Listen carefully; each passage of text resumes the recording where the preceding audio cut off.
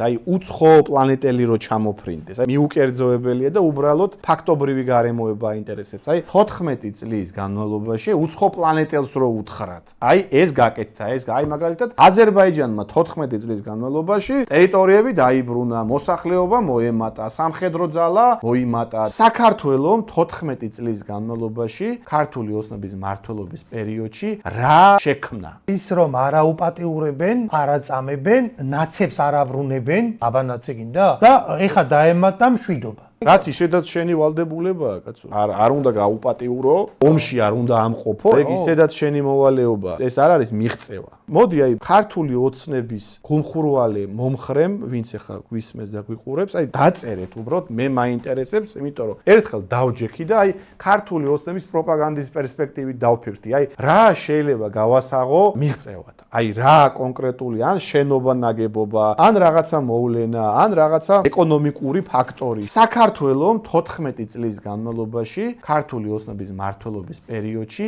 რა შექმნა? აქცია სოციალური მოთხოვნებით 10 მაისს 18 საათზე პარლამენტთან.